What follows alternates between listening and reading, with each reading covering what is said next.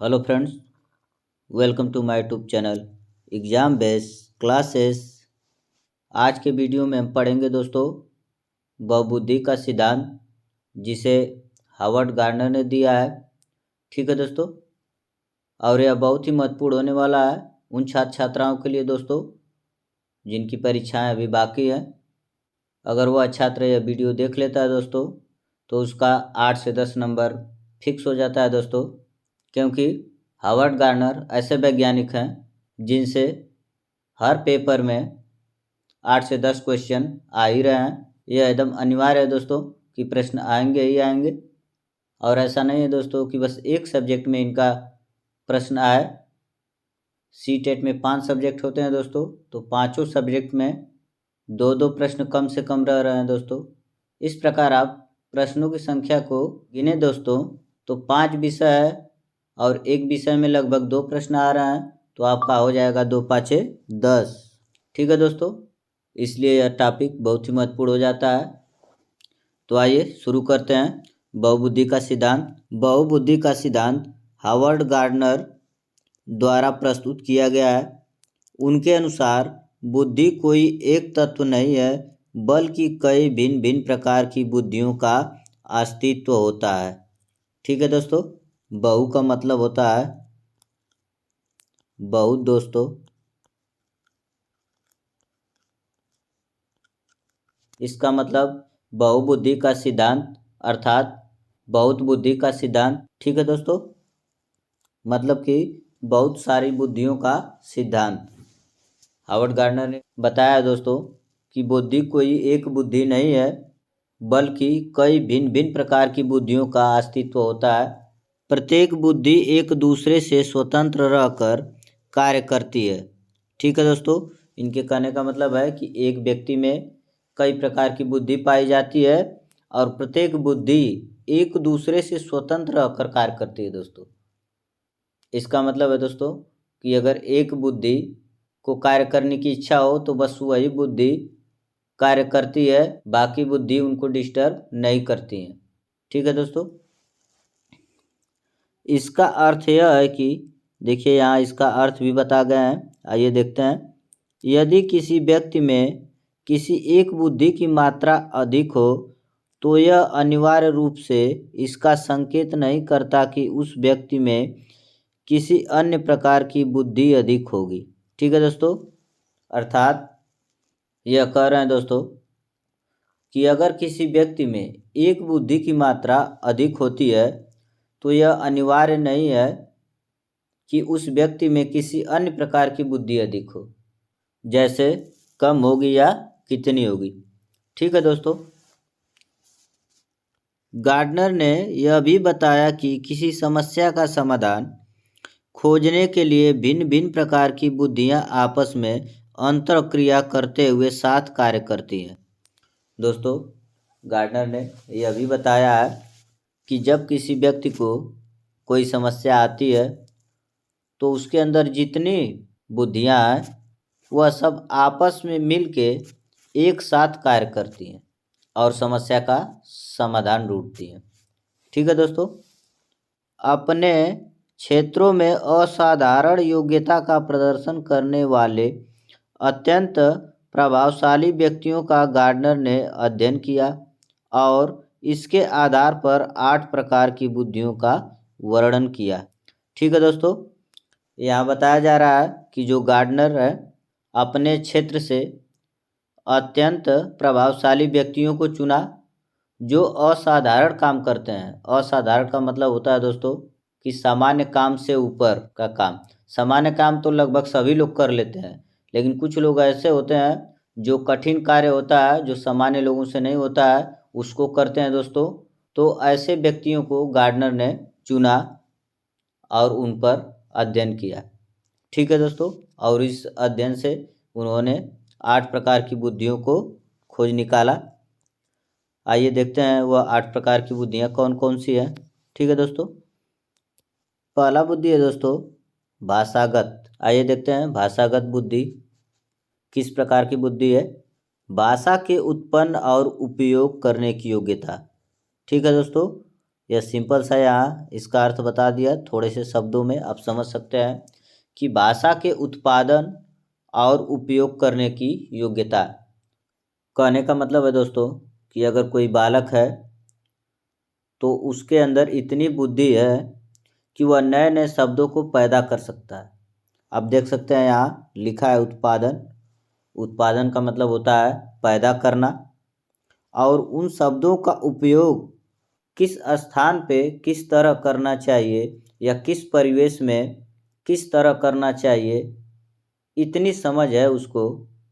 इस प्रकार के समझ को ही भाषागत बुद्धि कहते हैं।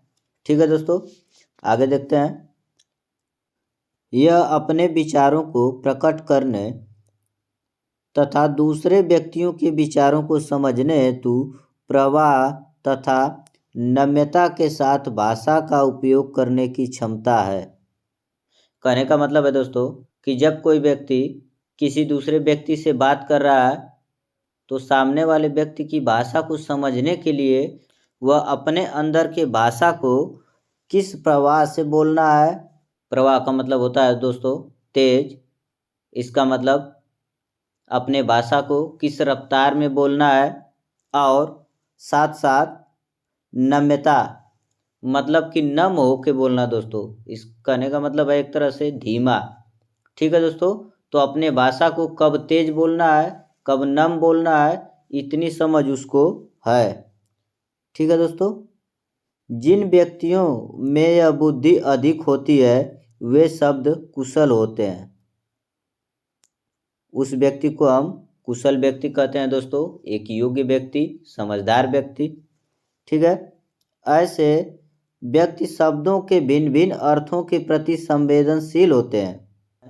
कहने का मतलब है दोस्तों कई प्रकार के अर्थ वाले शब्द, दुख वाले, खुशी वाले, क्रोध वाले, हर प्रकार के शब्दों के अर्थों के प्रति वह जानकार है, समझदार है कि कैसा हमारे पास शब्द आ रहा है तो उसका उत्तर हमें कैसा देना है।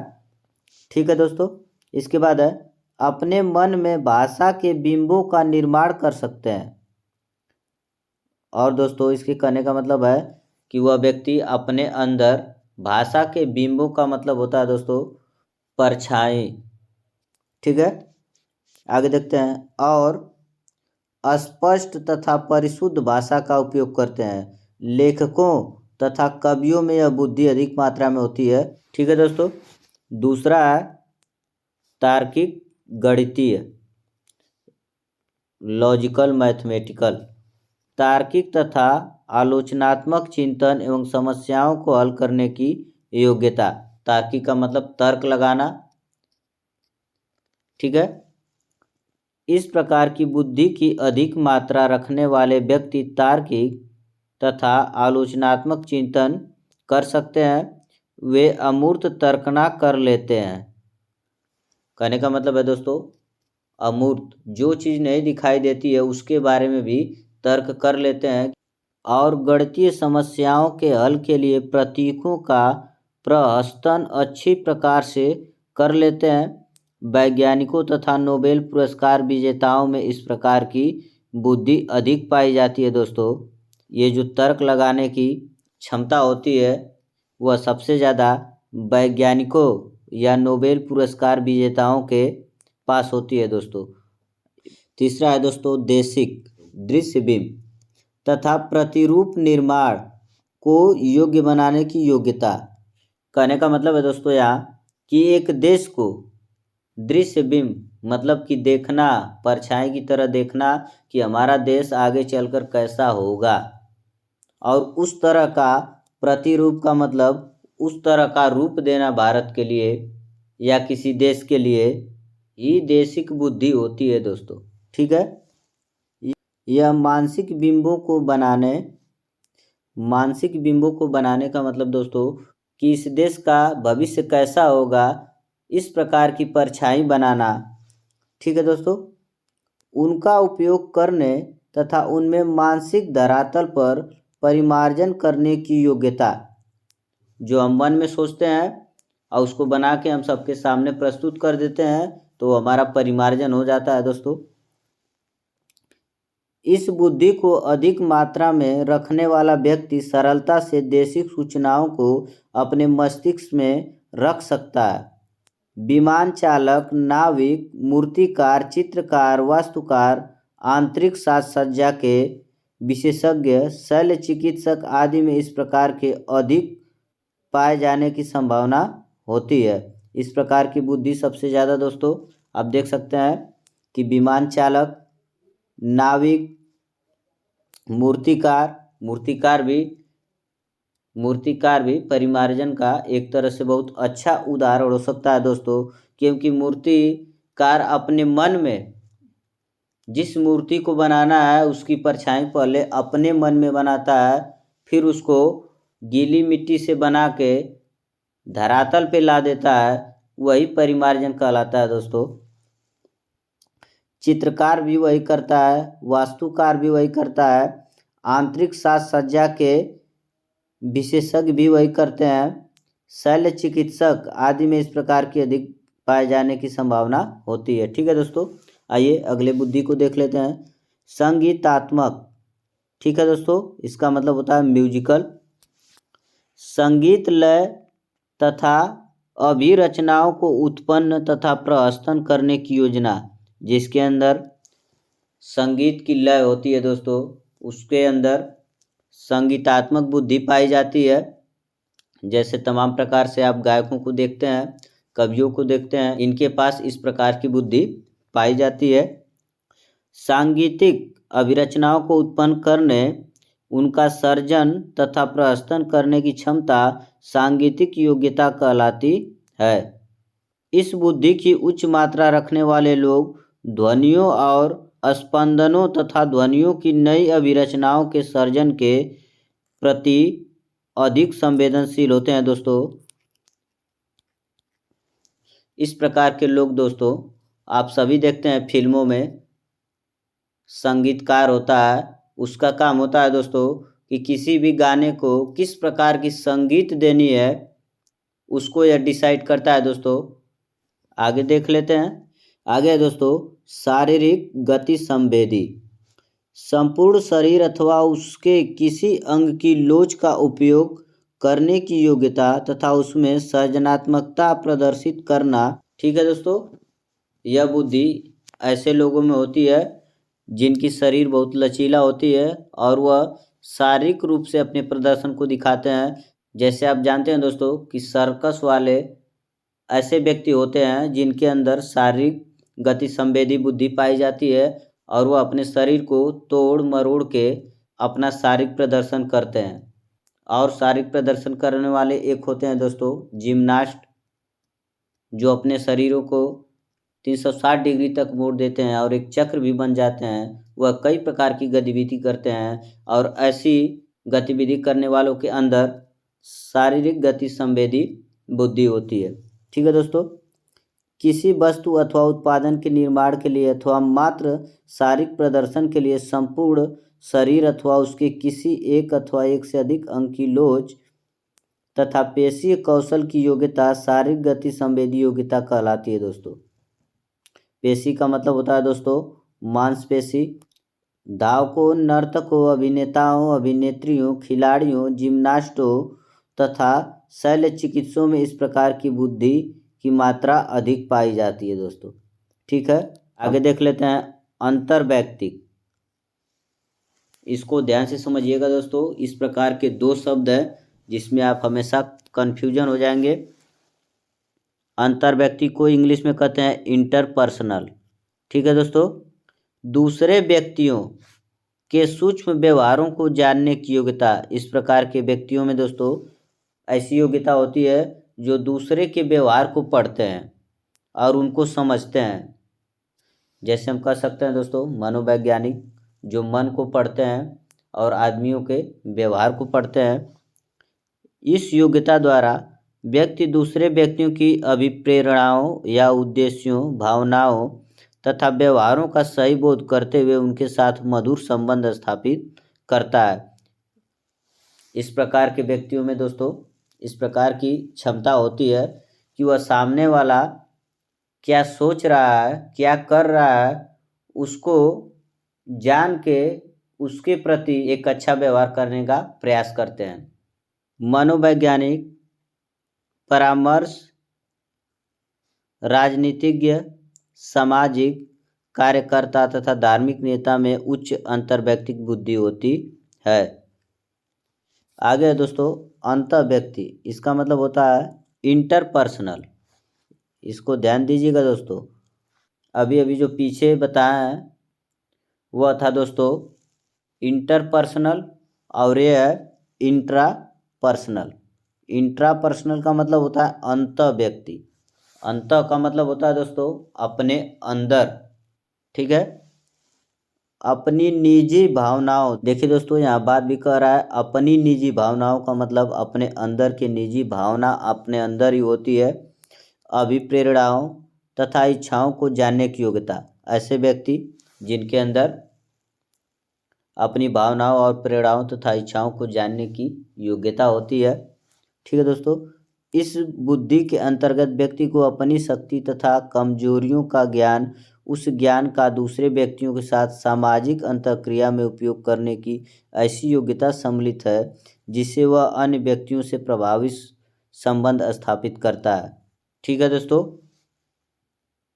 कहने का मतलब है कि अगर एक व्यक्ति है तो वह अपने कमजोरियों को जानता है और अपनी मजबूतियों को भी जानता है कि हमारे अंदर कितनी क्षमता है।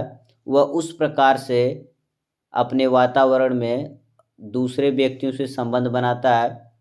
जैसे सामने देखता है कि हमसे ताकतवर व्यक्ति है तो वहाँ कम बोलता है, उससे ऐसा बात करता है कि उससे हमारा संबंध खराब न हो। अगर वहीं उससे कमज़ोर व्यक्ति मिल जाए दोस्तों उसको, तो उस पर वह चढ़ बैठता है। ठीक है, इस प्रकार से उसको यह अंदाज़ा है कि हमें कहाँ क्या बोलना है।